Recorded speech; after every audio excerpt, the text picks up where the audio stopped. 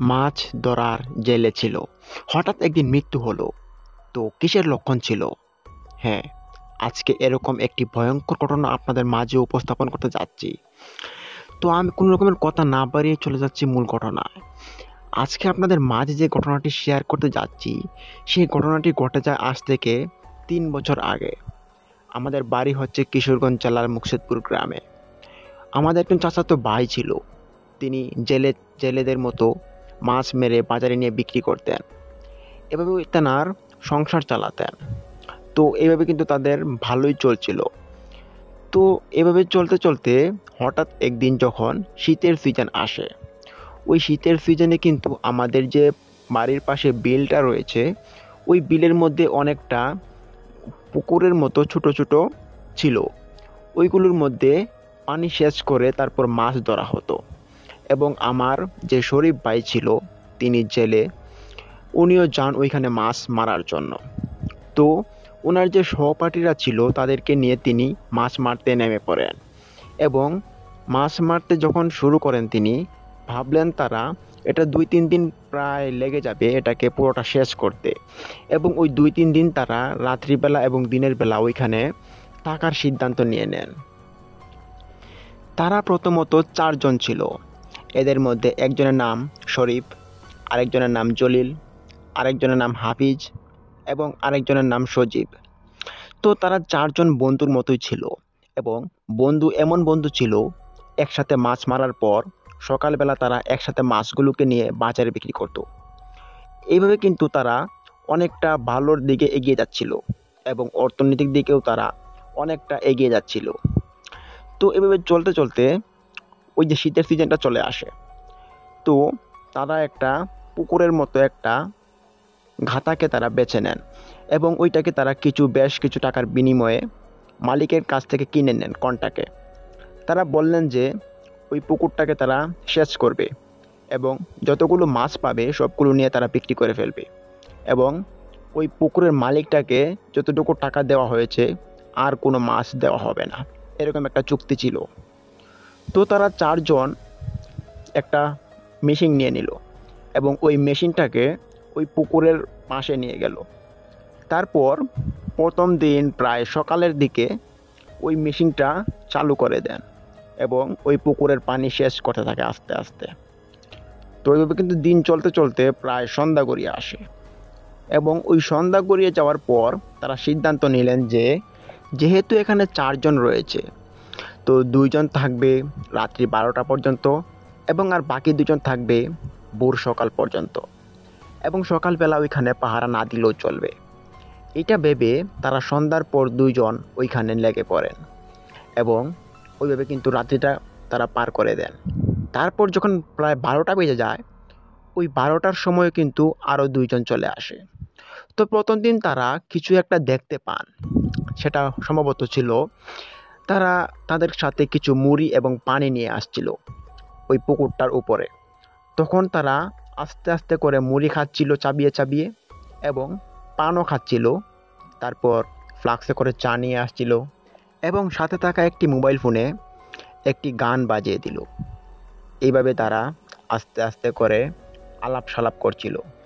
তখন তারা দুজন অনুভব করতে পারলেন যে অনেকটা ঠান্ডা লাগছে। যেহেতু শীতের দিন বলে কথা, ঠান্ডা লাগবেই। তবে ওই ঠান্ডাটা ছিল একটু অন্যরকম। কেমন জানি গাটা শীতল হয়ে যাচ্ছিল তাদের। তারা ভাবছিল যে কিরে ভাই, এত ঠান্ডা কেন লাগছে, কী করব? সাথে থাকা যে জ্যাকেটটা আনছিলাম ওই জ্যাকেটটাও তো আমরা পরে নিয়েছি, তারপরেও তো ঠান্ডা মানাচ্ছে না। তখন তারা ওইখানে বনগুলো দিয়ে কিছু খের ছিল, ওই খেরগুলোর মধ্যে আগুন ধরিয়ে দেয় এবং আগুন আগুন ধোয়াতে থাকে এবং তাদের শরীরকে যথেষ্ট পরিমাণে গরম করার চেষ্টা করে। কিন্তু না, শরীর গরম হচ্ছে না এবং ওই বাতাসের বেগটা আরও বেড়ে যাচ্ছে এবং এতটাই ঠান্ডা শীতল হয়ে যাচ্ছিল তাদের সারা শরীর, তারা এটা বুঝতে পারছিল না কিছুতেই। তখন তারা সিদ্ধান্ত নিলেন যে নৌকা করে তারা বাড়িতে চলে আসবে, কেননা ওইখানে আর থাকাটা তাদের জন্য উপকৃত হচ্ছে না। তখন ওইখানে পাশে থাকা নৌকাটা দিয়ে তারা পুকুর পাড় থেকে পাড়ে নেমে আসেন, খাল পাড়ে, এবং ওই খাল ধরে তারা বাড়িতে চলে আসেন। তাদের বাড়িতে চলে আসার পর যখন প্রায় রাত 2টা বাজে, ওই 2টার সময় তাদের যে আরও 2জন সহপাঠী ছিল তাদের সঙ্গে সাক্ষাৎ হয়। হওয়ার পর তারা জিজ্ঞেস করলেন যে তোমরা চলে এসেছো কেন, ওইখানে মেশিনটাকে একা ফেলে রেখে চলে এসেছো? যদি কোনো চোর এসে ধরে এবং চুরি করে নিয়ে যায় তাহলে এর দায়ভার কে নেবে? তখন তারা বলল যে ভাই, অনেকটা শীতল এবং ঠান্ডা হয়ে গিয়েছে, পুরো এরিয়াটা খুব খারাপ লাগছে, এখন রাত্রিবেলা এখানে থাকাটা ঠিক হবে না। তখন তারা 4জন সিদ্ধান্ত নিলেন যে রাত্রিবেলা তারা 4জন ওইখানে চলে যাবেন। তখন যে কথা সেই কাজ, তারা আস্তে আস্তে করে হেঁটে হেঁটে হেঁটে ওই বিলের উদ্দেশ্যে রওনা দেন। এবং আস্তে আস্তে যাওয়ার পর যখন তারা ওই পুকুরটার পাশে চলে আসেন, তখন তারা ওইখানে লক্ষ্য করতে পারেন 3-4জন মানুষের মতো তারা ওইখানে নাচানাচি করছে এবং কি জানি বলা বলি করছে। তো এরকমটা দেখার পর শরীফ ভাই বলছিলেন, এই দেখতো, এটা কে হতে পারে? হয়তো কোনো চোর হবে, তাড়াতাড়ি চল, ধরতে হবে। এই ভেবে তারা 4জন জোরে দৌড়তেন এবং দৌড়াতে দৌড়াতে যখন ওই পুকুরটার পাশে চলে যান, তখন তারা একটা নৌকায় করে যান। ওই নৌকা দিয়ে যখন পুকুরটার পাশে চলে যান, যাওয়ার পর তারা দেখতে পান যে 3-4জন মানুষগুলো ছিল, ওই মানুষগুলো আর নেই। তো তারা একটু আশ্চর্য হলো যে মানুষগুলো তো আমরা এখানে দেখেছিলাম, বাট মানুষগুলো ছিল কালো কাপড় পরা। এত কালো কাপড় পরার পর মানুষগুলো গায়েব হয়ে গেল আবার কিভাবে? তখন তারা 4জন একটু ভয় পান এবং ভয় পাওয়ার পরও তারা ওই পুকুরটাতে নেমে পড়েন এবং দেখতে পান যে মেশিন ঠিক চলছে, সেচ হচ্ছে, তবে পানিও কমছে, আর ওই মানুষগুলো কিন্তু নেই। এটা দেখার পর তারা একটু আশ্চর্য হলেন এবং ওইখানে ফেলে রাখা যে মুড়িগুলো ছিল, ওই মুড়িগুলো ছিল ছড়ানো ছিটানো, কেউ একজন এসে একবারে সবগুলো ফেলে দিয়েছে। এই অবস্থা দেখার পর তারা বললেন যে হইতে পারে কোনো খারাপ কিছু এসেছে এখানে, যার কারণে এরকম অবস্থা হয়েছে। যাই হোক, ভাগ্য ভালো, মেশিনের কিছু সমস্যা হয়নি। তো আমরা কি এখন মেশিন বন্ধ করে দেব? তখন সাথে থাকা আরও 2জন বললেন যে না ভাই, মেশিন বন্ধ করবেন কেন, থাকেন আর কিছুক্ষণ, সকাল তো হয়েই যাবে, প্রায় 3টা বেজে গিয়েছে। তখন তারা 2জন আরও সিদ্ধান্ত বললেন যে ভাই, মধ্যরাত হয়ে গিয়েছে, এই বিলটা কিন্তু এমনিই তো ভালো না, অনেকটা আগেও এখানে অনেক মানুষ মারা যেত এই বিলের মধ্যে, তো এখান থেকে চলে গেলে হয়তো ভালো হবে আমার মনে হয়।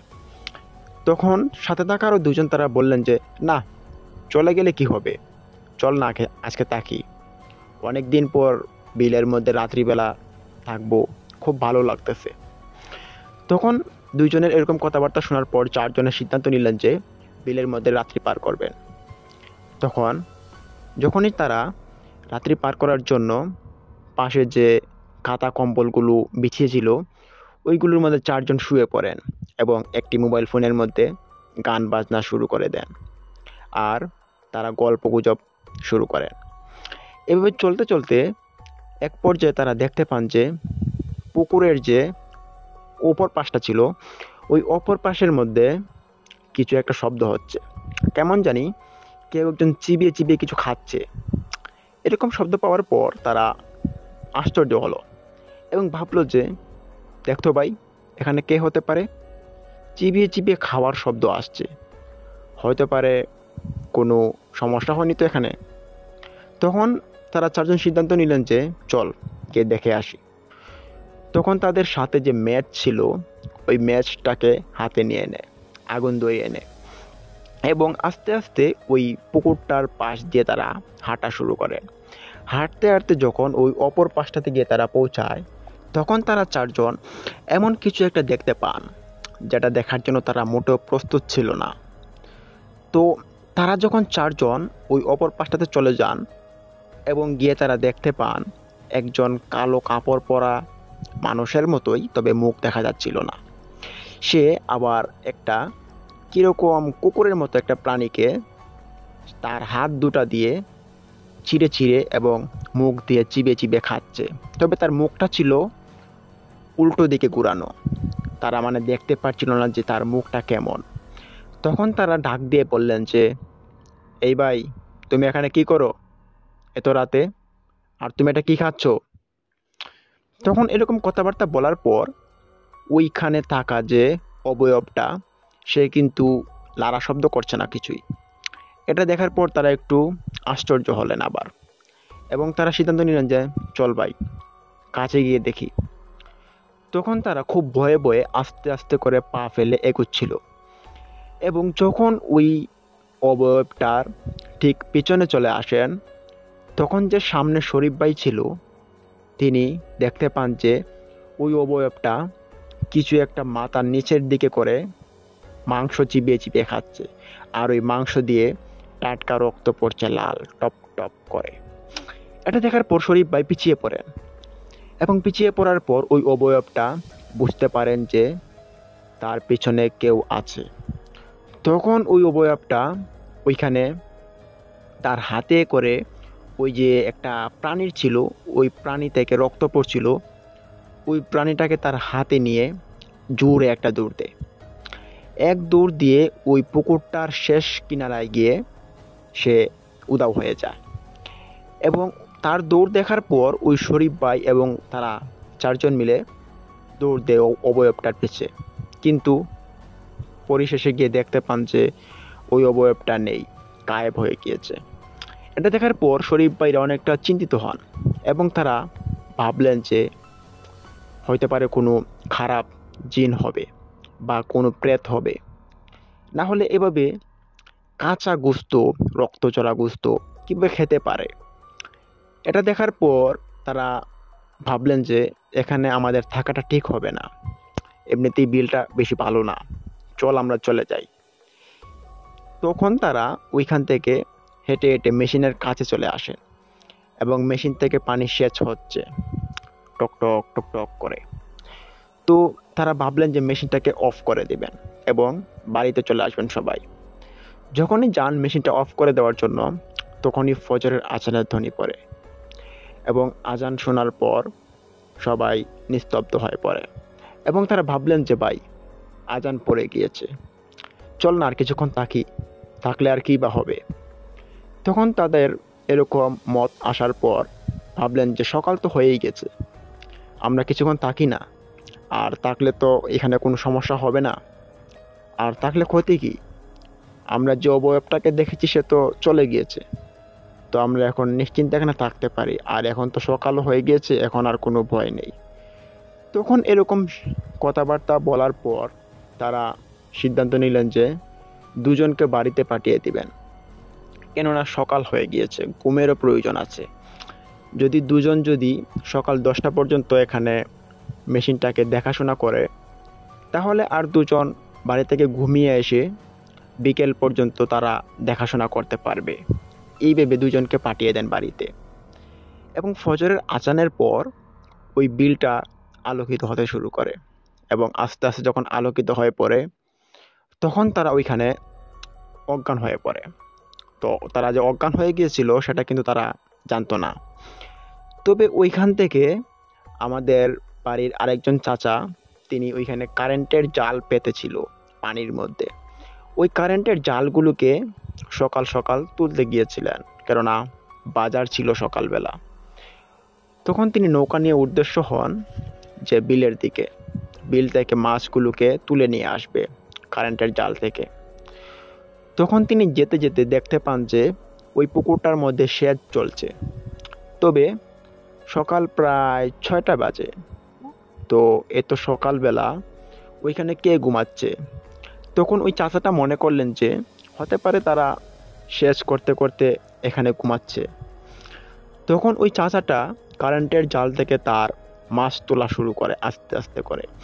যখন মাছ তুলতে তুলতে ওইখানে চলে যায়, তখন তিনি দেখতে পান যে ওইখানে যে দুজন লোক শুয়ে আছে, তারা কোনো স্বাভাবিক অবস্থায় শুয়ে নেই। তারা একজনের পা পড়ে আছে পানিতে, আরেকজনের হাত পড়ে আছে পানিতে, এবং শরীর পাড়ে পড়ে আছে পুকুরের পাড়ে। এটা দেখার পর তিনি ভাবলেন যে হয়তো পারে কোনো গন্ডগোল হয়েছে। মানুষ তো এভাবে শুতে পারে না, আর মানুষ যদি শোয় তাহলে তো তার শরীরে যদি ঠান্ডা লাগে সে তো বুঝতে পারবে।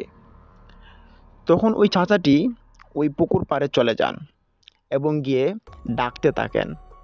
তখন ওই চাচাটি যাওয়ার পর তিনি চিনতে পারেন যে এটা শরীফ ভাই এবং জলিল ভাই। তখন তিনি নাম ধরে ডাকেন, বলেন, এই শরীফ, শরীফ, ও জলিল, জলিল, ওঠো, তোমাদের কি হয়েছে? তখন শরীফ ভাই আর জলিল ভাইয়ের মুখ থেকে কোনো রকমের আওয়াজ, শব্দ বের হচ্ছে না। এটা দেখার পর ওই চাচাটা একটু সন্দেহ, একটু ডাউট হলো।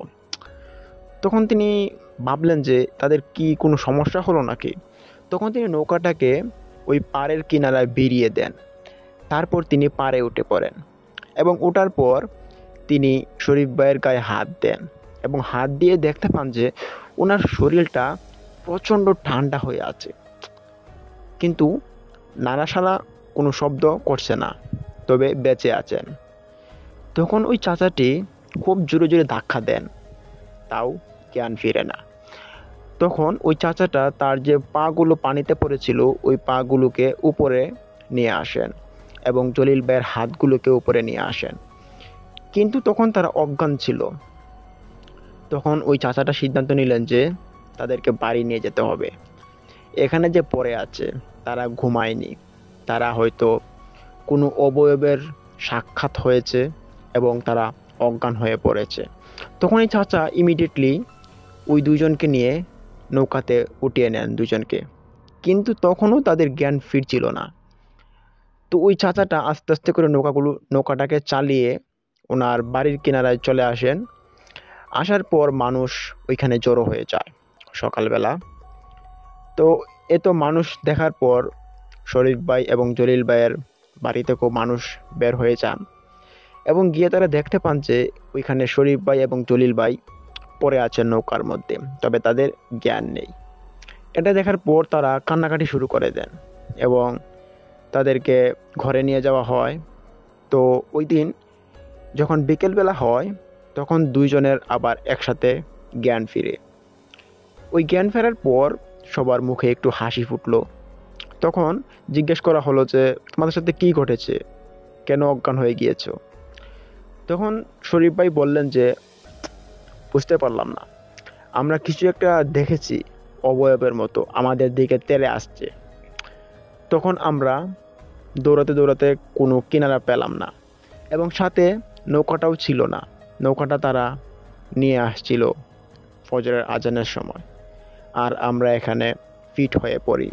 একটা কালো অবয়ব ছিল, খুব ভয়ঙ্কর দেখাচ্ছিল, খুব মারাত্মক ছিল, তার জন্য আমরা জ্ঞান হারিয়ে ফেলি। তখন তাদের এরকম কথা শোনার পর মানুষ সত্যি খুব ভয় পায় এবং তারা ভয় পাওয়ার পর ভাবলেন যে বিলটা হয়তো আসলেই অনেকটা দোষী। কিন্তু তখন তাদের সাথে আরও দুইজন থাকাতে তারা বললেন যে কালকের রাত্রের ঘটনা তো কাউকে বলা যাবে না, বললে সমস্যা হবে।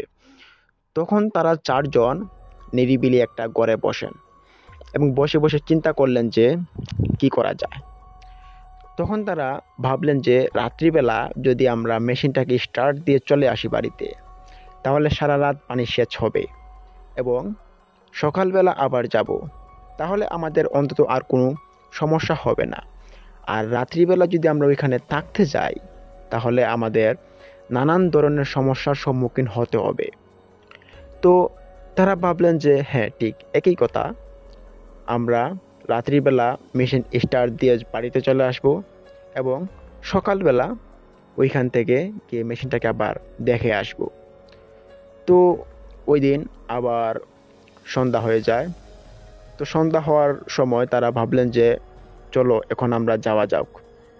তারা চারজন চারটা লাইট নিয়ে নেন এবং সাথে একটা কুচো নিয়ে নেন, কেননা তারা যখন বিলের দিকে রওনা দেন তখন অনেক মাছ দেখতে পান, ওই মাছগুলোকে তারা কুচ দিয়ে ঘা দিয়ে মারেন। তো নৌকা চালাচ্ছিলেন শরীফ ভাই, খুব ধীরে ধীরে নৌকা চালাচ্ছিলেন। সন্ধ্যা ঘনিয়েছিল। তো যেতে যেতে যখন ওই পুকুরটার পাশে চলে যান তখন ওনারা দেখতে পান যে মেশিনটা অফ হয়ে আছে এবং যে মেশিনের তেলটা ছিল ওই তেলটা অনেকটা কমে গিয়েছে, যেটা 3-4 ঘন্টা পর আবার প্রয়োজন হতে পারে। তখন তারা মেশিনটাকে আবার স্টার্ট দিয়ে দেন এবং শরীফ ভাইকে বললেন যে যে কোনো একজন এই প্রায় 10টার দিকে তেল নিয়ে আসতে হবে এবং তেল এনে ওইখানে ভরে দিলেই চলবে সারা রাত। তখন ওই শরীফ ভাইকে দায়িত্বটা দেওয়া হয়। বললেন যে শরীফ, তুমি রাত্রিবেলা প্রায় 10টার দিকে এই 5 লিটার তেল নিয়ে আসবা এবং ওই তেলটা মেশিনের ভিতরে ঢেলে দিবা। তখন শরীফ ভাই রাজি হলেন, বললেন যে আচ্ছা ঠিক আছে। তখন তাদের এরকম কথাবার্তা হওয়ার পর এবং মেশিনটাকে স্টার্ট করে তারা সবাই আবার বাড়ির দিকে রওনা দেন, বাড়িতে চলে আসেন। তো যখন প্রায় 10টা বেজে যায়, তারা ছিলেন একটা দোকানে আড্ডায়, চা খাচ্ছিলেন 4জন মিলে। 10টা বেজে যাওয়াতে শরীফ ভাইকে বললেন যে শরীফ, চলে যাও, তুমি গিয়ে তেলটা ঢেলে আসো, আর আমরা এখানে একটু কাজ করি, তুমি চলে যাও। তখন শরীফ ভাইকে ওইখান থেকে পাঠিয়ে দেওয়া হয় এবং শরীফ ভাই 500 টাকা নিয়ে পাম্পে চলে যান। ওইখান থেকে 5 লিটার তেল কিনে নিয়ে আসেন এবং নৌকা ধরে তিনি আস্তে আস্তে করে যাচ্ছিলেন ওই বিলের উদ্দেশ্যে। তখন ওনার সাথে একটা লাইট ছিল। তো শরীফ ভাই যাচ্ছিলেন পুকুরের উদ্দেশ্যে। যেতে যেতে তিনি খুব গুডগুডা অন্ধকার ছিল, সেটাও তিনি দেখতে পাচ্ছিলেন। এবং যখন তিনি ওই পুকুরটার কাছে চলে যান, তখন তিনি দেখতে পান যে মেশিনটা অফ হয়ে আছে। অফ হওয়া দেখার পর শরীফ ভাই ভাবলেন যে মেশিনটা আবার কে অফ করলো, মেশিন তো অফ হওয়ার কথা না, নতুন মেশিন, কোনো সমস্যাও তো হতে পারে না। তবে পর্যাপ্ত তেলও রয়েছিল, 1/2 লিটারের মতো তেল ছিল। এই তেল রেখে আবার অফ হয়ে যায় কিভাবে? তখন শরীফ ভাই তার হাতে থাকা 5 লিটার তেল ওই মেশিনের ভিতর ঢেলে দেন এবং তিনি মেশিনটাকে আবার স্টার্ট দেন। তবে স্টার্ট কিন্তু নিচ্ছিল না। প্রায় 4-5 বার স্টার্ট দেওয়ার পর স্টার্টটা হলো। তখন ওই মেশিন থেকে খুব কালো কালো ধোঁয়া বের হচ্ছিল। সেটা দেখার পর শরীফ ভাই ভাবছিলেন যে মেশিনে কি কোনো গন্ডগোল হলো নাকি।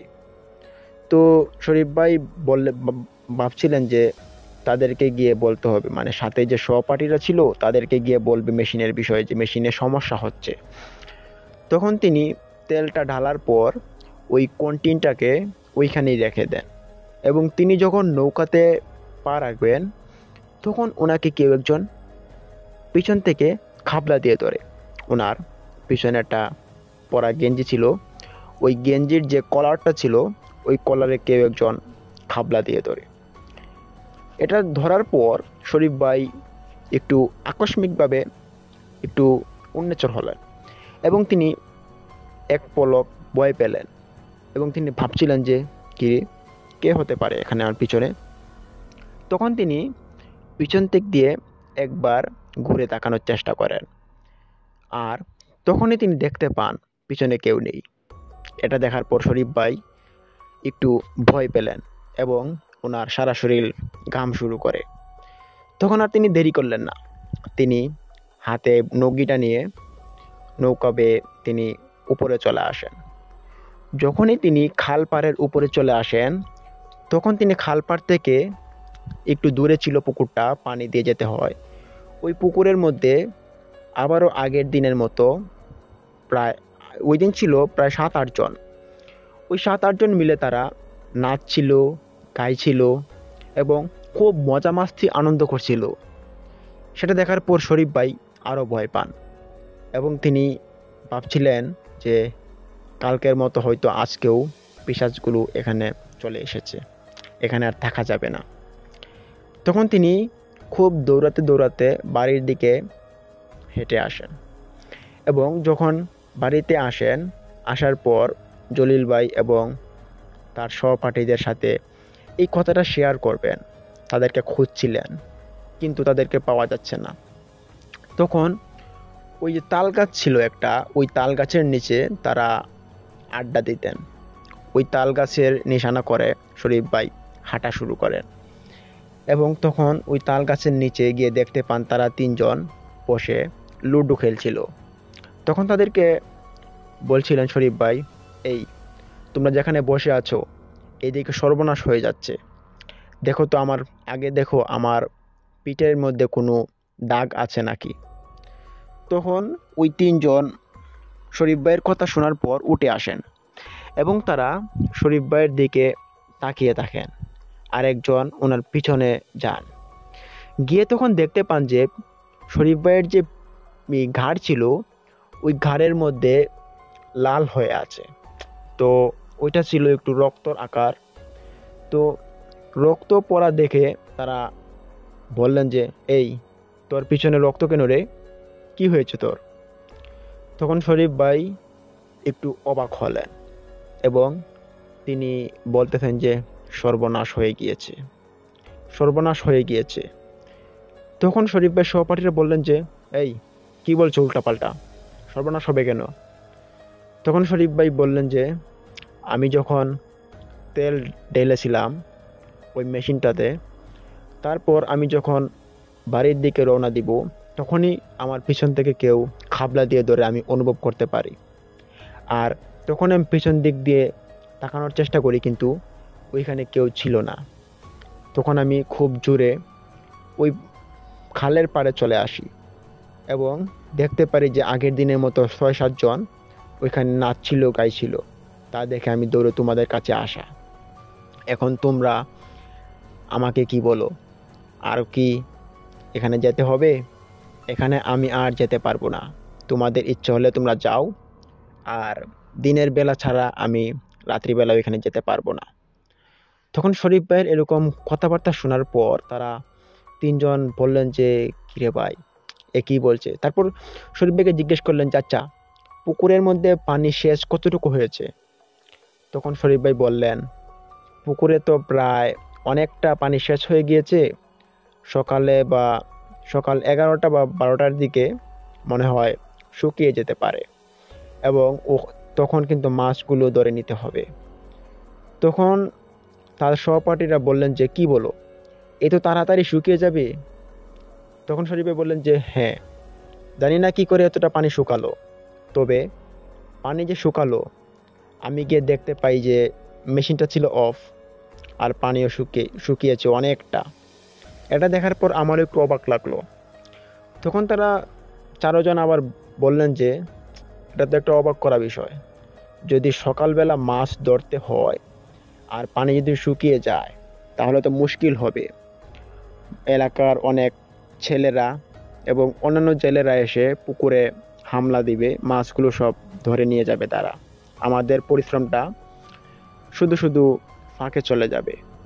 তখন তারা চারজন তারা সিদ্ধান্ত নেন যে তারা ওই রাত্রিবেলা আবার যাবেন এবং ওই পুকুরটাকে দেখে আসবেন যে পুকুরে পানি কতটুকু রয়েছে এবং পুকুরটা কি কালকে সকালের ভিতরে সেচ হয়ে যাবে নাকি।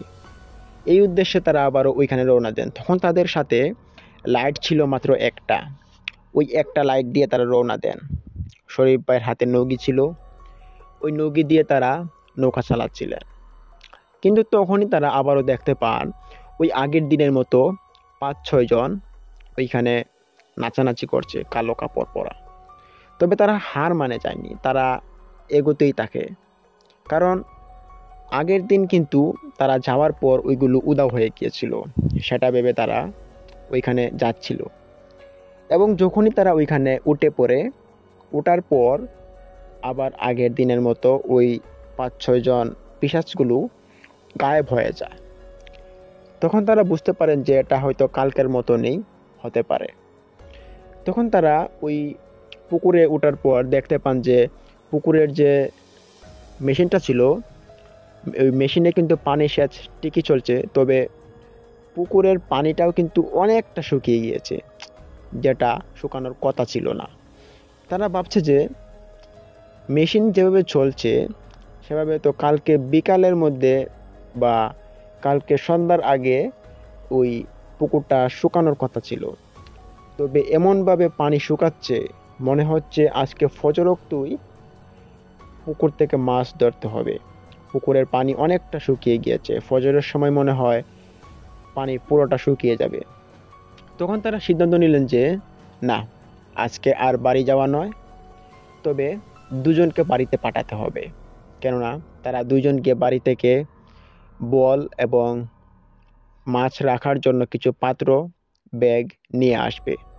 না হলে তো মাছ ধরে রাখবো কোথায়? তখন শরীফ ভাই এবং জলিল ভাই তারা ওই পুকুরের পাশে থাকেন এবং বাকি দুইজন বাড়িতে চলে আসেন, বাড়ি থেকে হাঁড়ি পাতিল এবং বস্তা নেওয়ার জন্য। তখন ওইখানে জলিল ভাই এবং শরীফ ভাই তারা বসে থাকেন। একটা লাইট ছিল তাদের হাতে, ওই লাইট দিয়ে আবার ওই পুকুরের ভিতরে যে বড় বড় শোল মাছ, তারপর বল মাছ, তারপর অনেক ধরনের গুড়া মাছ ছিল, পুঁটি, কই মাছ, ওইগুলো তারা লক্ষ্য করছিলেন এবং হাসাহাসি করছিলেন। কিন্তু তখন তারা হালকা হালকা যে পানি উঠছিল, সেখানে আগুনের মতো লাল বর্ণের কিছু একটা দৌড়াদৌড়ি করছে পানির মধ্যে। এটা দেখার পর শরীফ ভাই একটু কৌতূহল হলেন এবং তিনি বললেন যে, জলিল, লাইটটা তুমি ওই লাল মাছটার দিকে ধরো, আমি ওইটাকে গিয়ে ধরে আসি। তখন জলিল ভাই বললেন যে, দেখো, রাত প্রায় অনেক হয়ে গিয়েছে, 12টা বাজে, হয়তো যেতে হবে না, এখানে থাকো, আর সকালবেলা পানি পুরোটা শুকালে তারপর গিয়ে মাছ ধরবো, কেমন? তখন শরীফ ভাই বললেন যে, না ভাই, মাছটা খুব সুন্দর দেখাচ্ছে, আবার দেখো কত সুন্দর ঝিলমিল জ্বলছে, আলো জ্বলছে। তখন জলিল ভাই বললেন যে, এটা মাছ নয়, অন্য কিছু হতে পারে, যেও না বলছি। কিন্তু শরীফ ভাই মানলেন না। তিনি ভাবলেন যে, এটা যদি ধরে আনতে পারি, হয়তো কোনো কিছু ভালো হতে পারে, বা এটার মধ্যে আমি কিছু পেতেও পারি। তখন শরীফ ভাই ওইখানে পুকুরটাতে নেমে পড়েন। তো ওই পুকুরটার মধ্যে অনেকটা কাদা ছিল, প্রায় হাঁটু সমান কাদা ছিল। হাঁটু সমান কাদা পেরিয়ে যখন তিনি ওই আলোকিত মাছটার দিকে তিনি উদ্দেশ্যে যান, তখন ওই মাছটা আস্তে আস্তে করে দৌড়াচ্ছিল। তবে ওই দৌড়ের মধ্যে শরীফ ভাই মাছ মারার খুব ট্যালেন্ট ছিলেন, মাছটাকে খাবলা দিয়ে ধরে ফেলেন। মাছটা খাবলা দিয়ে ধরার পর তিনি ওই মাছটাকে নিয়ে উপরে চলে আসেন এবং অট্ট হাসিতে হাসছিলেন। আর জলিল ভাই এদিকে ভয় পাচ্ছেন। তার কারণ হচ্ছে, মাছটা কোনো স্বাভাবিক মাছের মতো ছিল না, কেননা এই মাছের মধ্যে আগুনের মতো আলো জ্বলছে। তবে এটা দেখার পর শরীফ ভাই বলছেন যে, এটা হতে পারে কোনো একটা আকস্মিক জাদু ভাই, না হলে এরকম কেন হতে পারে দেখতো। তখন জলিল ভাই বললেন যে, দেখ, এটাকে ছেড়ে দে, হতে পারে কোনো খারাপ কিছু, পিশাচ, বদজিন, এদের তো অভাব নেই এই বিলের মধ্যে, ছেড়ে দে ভাই, ভালো হবে। তখন শরীফ ভাই বললেন যে, না ভাই, এটা আমার লাগবে। তখন জলিল ভাইকে আর আটকালো না। ঠিক তখনই ওই দুইজন যে বাড়িতে গিয়েছিল হাঁড়ি পাতিল আনার জন্য, বস্তা ব্যাগ আনার জন্য, তারাও চলে আসে তাদের কাছে এবং আসার পর দেখতে পান যে শরীফ ভাইয়ের হাতে একটি লাল মাছ, ওই মাছটা আবার আলো জ্বলছে হাতে। এটা দেখার পর শরীফ ভাইকে জিজ্ঞেস করলেন যে, শরীফ, তোমার হাতে ওই মাছটা কিসের? এটা ফেলে দাও। কথাটি বলেছিল কিন্তু এই হাফিজ ভাই। তো হাফিজ ভাই ছিল ওইখানে একটু মুরব্বী, ওনার বয়স অনেক, প্রায় 65 বছর প্লাস হবে।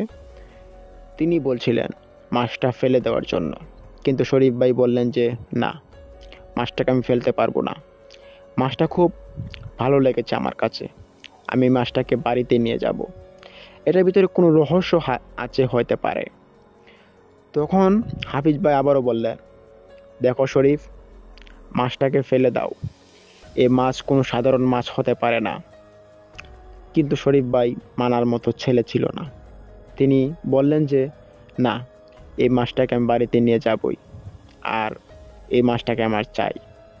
তখন ওই শরীফ ভাইকে আর কেউ আটকালো না। তখন জলিল ভাই বললেন যে, দেখো, তোমার কিন্তু বিপদ হতে পারে, তোমার যা খুশি তাই করো, আমরা তোমাকে আটকাবো না। তখন ওই শরীফ ভাই মাছটাকে একটা ব্যাগের ভিতরে পরে দেন। তো মাছটাকে ব্যাগের ভিতরে ভরার পর 4জন মিলে আবার পুকুর পাড়ে বসেন। তো বসতে বসতে প্রায় রাত যখন 3টার মতো বা 3:30টার মতো বেজে যায়, তখন তাদের সবার চোখে হালকা হালকা ঘুম ঘুম ভাব। তো তখনই ওই ব্যাগের ভিতরে যে মাছটা ছিল, ওই মাছটা কিছু লাফালাফি করে। যেমন মাছ কিন্তু মৃত্যুর আগে দেখবেন এক রকমের লাফালাফি করা শুরু করে। ওই লাফালাফিটা করছিল ওই মাছটা, মানে মৃত্যুর যন্ত্রণায়। তখন ওই জলিল ভাই বললেন যে, শরীফ দেখো তোমার মাছটা কিরকম লাফালাফি করছে, যাও একটা কোনো ভারী জিনিস দিয়ে ব্যাগটার উপরে রাখো, না হলে পানিতে চলে যাবে। তখন শরীফ ভাই একটা ইট নিয়ে আসেন ওই পুকুরের পাশ থেকে, এবং ওই ইটটা দিয়ে ওই ব্যাগের উপরে রেখে দেন। তবে এখানে একটা ভুল হয়েছিল, ইটটা ব্যাগের মুখের মধ্যে না দিয়ে তিনি মাছের উপরে দিয়ে দেন। তো সাথে সাথে মাছটি মারা যায়। মাছ মারা যাওয়ার পর তিনি দেখতে পান যে মাছের শরীরে যে আলোটা ছিল, গায়েবী একটা আলো, সেই আলোটা নিভে গিয়েছে। আলোটা নিবার সাথে সাথে ওই জায়গাটাও অনেকটা অন্ধকার হয়ে আসে। তখন এটা দেখার পর হাফিজ ভাই বলছিলেন যে, কি সর্বনাশ না জানি আজকে হতে যাচ্ছে, আজকে আমাদের কপালে কি আছে একমাত্র আল্লাহ তাআলাই জানে। আমি বারবার বলছিলাম, শরীফ মাছটাকে ছেড়ে দাও, মাছটা এখন মারা গেছে, না জানি মাছটা কি ছিল, তোমরা তো আমার কোনো কথাই শুনলে না। তখন তারা একটু একটু ভয় পেতে থাকে, কেননা এরকম একটা জ্বলন্ত মাছ হঠাৎ করে যদি আলো নিভিয়ে দেয়, সেটা একটু ভাববার বিষয়। তখন জলিল ভাই এবং এই হাফিজ ভাই তারা বলছিলেন যে, চলো এখানে আর থাকা যাবে না, আমরা চলে যাই। তখন শরীফ ভাই বললেন যে, হেই তোমরা কি পাগল হয়েছে নাকি, এখানে পুকুরটা শেষ হয়ে গেছে, এখন মাছ ধরতে হবে, ফজরের আজান দিলেই মনে হয় পানিটা একদম শুকিয়ে যাবে। দেখো মাছ কত কিলবিল করছে, মাছ কি ধরবে না নাকি, টাকা পয়সার কি দরকার নেই? তখন তারা বললেন যে, তুমি যা কাণ্ড শুরু করেছো তাতে আমরা এখানে থাকি কি করে, এখানে থাকলে আমাদের এখন বিপদ ছাড়া আর কিছুই হবে না। তখন তাদেরকে বুঝিয়ে বাজিয়ে প্রায় আটকে দেন।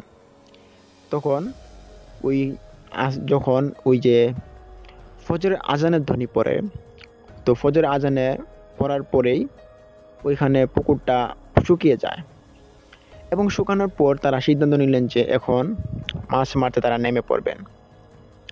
এবং ওই মাছ মারার জন্য তারা তাদের যে পরনে লুঙ্গি ছিল, ওই লুঙ্গিটাকে ভালো করে লেংটি কেচে নেন। চারজনে লুঙ্গি লেংটি কাচার পর চারজনের কাছে চারটা লাইট ছিল, ওই লাইটগুলো নিয়ে নেমে পড়েন পুকুরের ভিতরে। সাথে একজনের ডেক ছিল, ওই ডেকের মধ্যে তারা মাছ ধরে ধরে রাখছিল। রাখতে রাখতে প্রায় প্রচুর মাছ ছিল বটে, ওই বিলটার মধ্যে কিন্তু এখনো অনেক মাছ।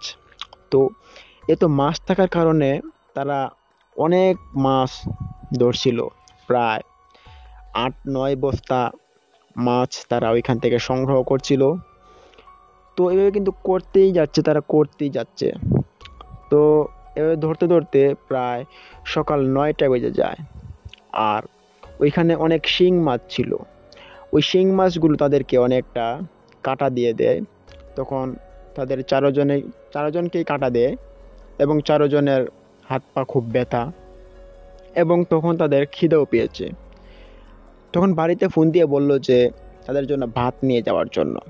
এখানে পুকুরটাকে যদি এভাবে ফেলে রেখে চলে যায় তাহলে অন্যান্য মানুষ এসে মাছগুলোকে নষ্ট করে দিবে। তখন তাদের বাড়ি থেকে ভাত নিয়ে যাওয়া হয় তাদের চারজনের জন্য।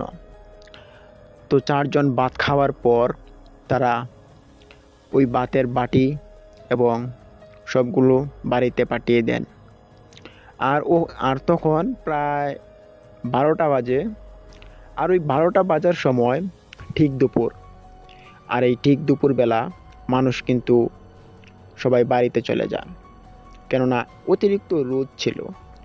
ওই রোদের মধ্যে কেউ ওই মাছ বিলে থাকার জন্য মানে কেউ আগ্রহ ছিল না রোদে পুড়ে দাঁড়িয়ে থাকার জন্য।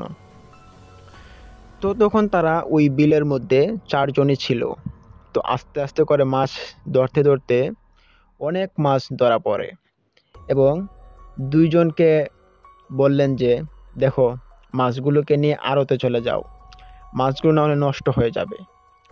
তখন দুইজন এক বস্তা এক বস্তা করে মাথা বোঝাই করে নেয় এবং মাছগুলো আড়তে নিয়ে জমা করতে থাকে। যখন ওই ৮-৯টা বস্তা আড়তে নিয়ে চলে যাওয়া হয় তখন তারা ফিরে আসবে। তো এই মুহূর্তে শরীফ ভাই এবং হাফিজ ভাই তারা দুজন ভাবলেন যে অনেক তো মাছ ধরতেছি, আর তাছাড়া এখন আবার শরীরটা খুব ক্লান্ত লাগছে, চলো একটু উপর থেকে জিরিয়ে আসি।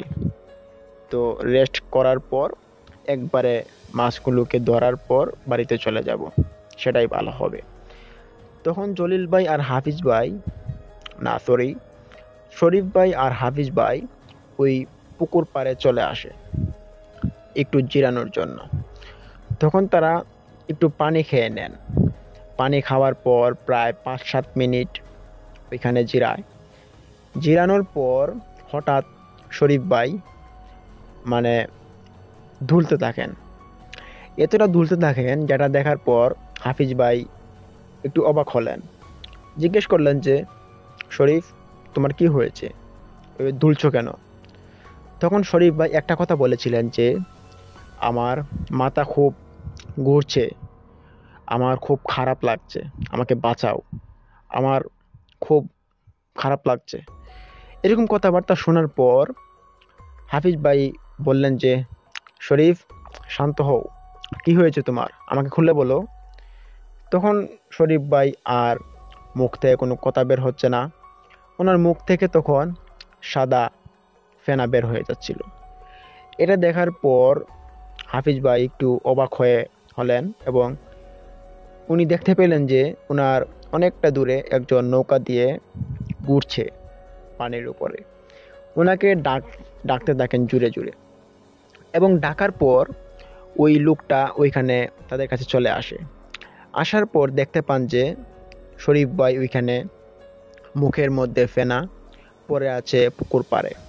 এটা দেখার পর নৌকাওয়ালা লোক মাঝিটা জিজ্ঞেস করেন যে এই শরীফ ভাইয়ের কি হয়েছে, ওইখানে পড়ে আছে কেন? তখন হাফিজ ভাই বললেন যে দেখো না, শরীফের জানি কি হয়েছে, এখানে উঠেছিলাম জিরানোর জন্য, তবে শরীফ অজ্ঞান হয়ে পড়ে, তবে আর কিছু আমি বলতে পারছি না, তাড়াতাড়ি তাকে বাড়িতে নিয়ে যেতে হবে।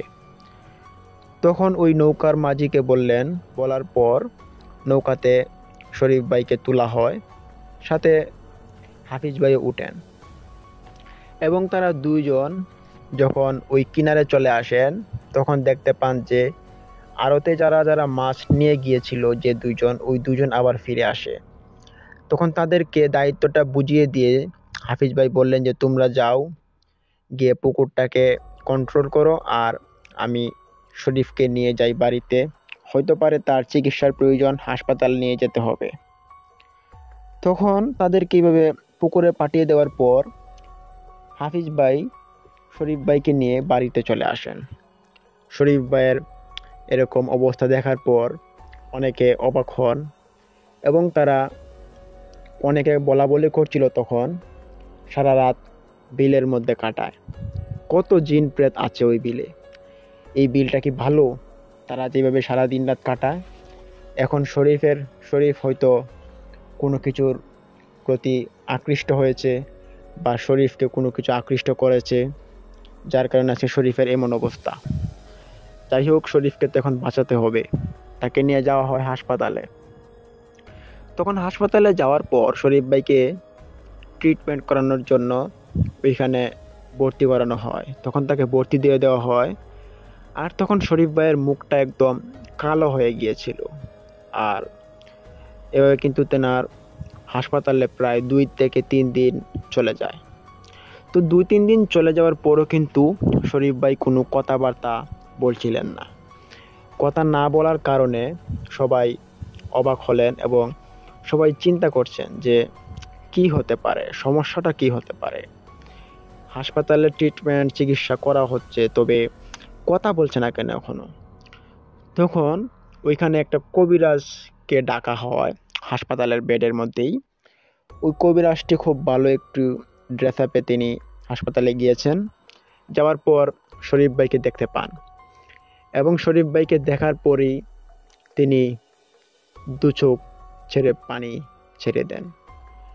কবিরাজের চোখে এরকম পানি দেখার পর কয়েকজন একটু অবাক হয় এবং জিজ্ঞেস করলেন যে, কবিরাজ মশাই, কি হয়েছে, আপনি কাঁদছেন? তখন কবিরাজটি উত্তর দিলেন যে, শরীফ হয়তো আর বেশি দিন আমাদের মাঝে নেই। তখন ওইখানে থাকা লোকজন জিজ্ঞেস করলেন যে, কেন, কি হয়েছে? তখন ওই কবিরাজটি বললেন যে, আমি দেখতে পারছি শরীফকে খুব খারাপভাবে অ্যাটাক করা হয়েছে। শরীফ কি করছিল? তখন শরীফ ভাই যে মাছ মারছিল ওই বিলের মধ্যে, ওইসব ঘটনাগুলো খুলে বলা হয়েছিল কবিরাজকে। তখন কবিরাজ মশাই বললেন যে, তোমরা যে মাছটাকে দেখেছো এবং শরীফ তুমি যে মাছটাকে ধরে নিয়ে এসেছো, আলোকিত মাছটা, ওই মাছটা কোনো সাধারণ মাছ ছিল না। এটা পিশাচরা অনেক সময় মাছ সাজে, কুকুর সাজে, বিড়াল সাজে এবং মানুষের মতো আরও অনেক রকমের আকৃতি তারা ধারণ করে এবং তারা ঘুরে বেড়ায়, আনন্দ করে। তবে আমাদের উচিত তাদেরকে ডিস্টার্ব না করা, তাদেরকে কোনো রকমের ক্ষতি না করা। তবে শরীফ, তুমি তা ব্যতিক্রম করেছো, তোমার শাস্তি তুমি এখন পাচ্ছ। আর শরীফ হয়তো আমাদের মাঝে আর বাঁচবে না, কেননা তাকে অনেক বড় একটা বান মারা হয়েছে। তখন ওইখানে থাকা লোকজন কবিরাজকে বললেন যে, কি বলছেন এসব উল্টাপাল্টা? কে বান মারবে? আপনি কি কোনো চেক আপ করেছেন? চেক আপ না করে কিভাবে কথা বলছেন? তখন কবিরাজ বললেন যে, হা হা, একটু হাসলেন। হাসার পর তিনি বললেন, আমি কোনো ডাক্তার নই, বুঝেছো? আমি হচ্ছি কবিরাজ। আর ডাক্তারদের কাজ হচ্ছে চেক আপ করা, আর আমাদের কাজ হচ্ছে চোখের ইশারা। তো দুইটার মধ্যে কিন্তু অনেকটা ব্যবধান। তখন কবিরাজের কথা শোনার পর সবাই চুপ হন এবং আবার বললেন যে, এখন কি শরীফকে বিকল্প কোনো রাস্তা নেই বাঁচানোর? তখন কবিরাজ বললেন যে, শরীফ যে কাজ করেছে তাতে হয়তো তাকে আর কোনোদিন বাঁচানো যাবে কিনা সন্দেহ। এটা বলার পর কবিরাজ মশাই তিনি হাসপাতাল থেকে বেরিয়ে বাড়িতে চলে যান। আর ওইখানে শরীফ ভাইয়ের পরিবারের লোকদের কান্নাকাটির রুল পড়ে যায় এবং তারা এতটাই কান্না করছিলেন, তো কান্না করবেই, কেননা তাদের একজন ছেলেকে হারাতে যাচ্ছেন তাদের সামনে থেকে। তখন শরীফ ভাইয়ের মুখ থেকে একটা কথাই বের হয়েছিল, তো কথাটি ছিল খুব ভয়ঙ্কর। তবে এই কথাটা বোঝার মতো ভাষার যে একটা টেন্ডেন্সি ছিল, এই মানুষগুলো এখানে ছিল না। এত বেশি শিক্ষিত মানুষ হাসপাতালে শরীফ ভাইয়ের আশপাশে না থাকার কারণে তারা বুঝতে পারেনি শরীফ ভাই লাস্ট কি কথা বলেছিল। শরীফ ভাই কি এক ভাষা দিয়ে তিনি প্রায় আধা মিনিটের মতো কথা বলেছিলেন। তবে এই কথাগুলো বোঝার মতো ক্ষমতা কারো ছিল না, কেননা এখানে এরকম কথা কেউ শুনেনি। তো নতুন শোনার কারণে কেউ আর বুঝতে পারেনি যে শরীফ ভাইয়ের মনের ভাষাটা কি। তো যাই হোক, ওই দিন রাত্রিবেলা শরীফ ভাই মারা যান এবং মারা যাওয়ার পর শরীফ ভাইকে এনে দাফন দেওয়া হয়। তারপর শরীফ ভাইয়ের যে সহপাঠীরা ছিল তারা মাছগুলো যে বিক্রি করেছিল, ওই মাছগুলোর যে একাংশ শরীফ ভাইয়ের পাওনা ছিল, ওই পাওনাটা শরীফ ভাইয়ের পরিবারকে তারা তুলে দেন এবং শরীফ ভাইয়ের জন্য তারা মন খুলে দোয়া করেন। আর ওই যে ঘটনাটা শরীফ ভাইয়ের সাথে ঘটে যায়, সেই ঘটনাটা তাদের সহপাঠীরা সবার সাথে খুব ভালো করে আবার শেয়ার করেন। তো আমি ভাবলাম যে এই ঘটনাটি আপনাদের মাঝে আমি শেয়ার করে দেই। এই সত্য নির্ভর ঘটনাটা খুবই মারাত্মক একটা ঘটনা ছিল, যেটা একজনের প্রাণ কেড়ে নিয়েছিল। তো প্রিয় লিসেনার্স, এই ছিল আজকের একটি দুর্দান্ত ঘটনা। তো আপনাদেরকে সবসময় বরাবরের মতো একটা কথা আমি বলতে চাইবো যে আমাদের এই চ্যানেলটি অত্যন্ত নতুন। তো আমাদের এই চ্যানেলে প্রতিদিনই সত্য নির্ভর মানুষের কাছ থেকে কালেক্ট করে আপনাদের মাঝে ঘটনাগুলো উপস্থাপন করানো হবে। তো আশা করি আপনাদের ঘটনাগুলো ভালো লাগবে এবং আমরা আপনাদের জন্য যথেষ্টভাবে পরিশ্রম এবং চেষ্টা করে যাব। তাই আমাদের চ্যানেলটিকে সাবস্ক্রাইব করুন এবং পাশে থাকা বেল আইকনটি অন করুন এবং আমাদের সাথেই থাকুন ভূত এফএম এর। এবং প্রতিদিন রাত্রিবেলা আমরা ভূতের ঘটনাগুলো আপলোড দিয়ে থাকব। আপনারা অবশ্যই আমাদের ভৌতিক ঘটনাগুলো শুনবেন, আপনাদের অনেকটা ভালো লাগবে। এবং এই শীতের বেলা আপনারা যদি ভূতের ঘটনা শুনেন তাহলে আপনাদের অনেকটা ভালো লাগবে। এটা আমিও শুনি এবং আমাদের যে শ্রোতাবৃন্দ আছে, আমাদের যে সহপাঠী, আমাদের যে ক্লাব আছে, আমরা সবাই কিন্তু এই ভূত বিষয়ে অনেকটা আগ্রহী এবং আমরা এই বিষয়ে অনেকটা তদন্ত চালাই। তো আপনারা আমাদের চ্যানেলটাকে সাবস্ক্রাইব করুন এবং ভিডিও দেখতে লাইক করতে ভুলবেন না। তো প্রিয় লিসেনার্স, আজকের মতো আপনাদের কাছ থেকে আমি এখানে বিদায় নিচ্ছি। তো দেখা হচ্ছে কোনো এক নতুন এপিসোড নিয়ে। তো ততক্ষণ সবাই ভালো থাকুন, সুস্থ থাকুন। আসসালামু আলাইকুম।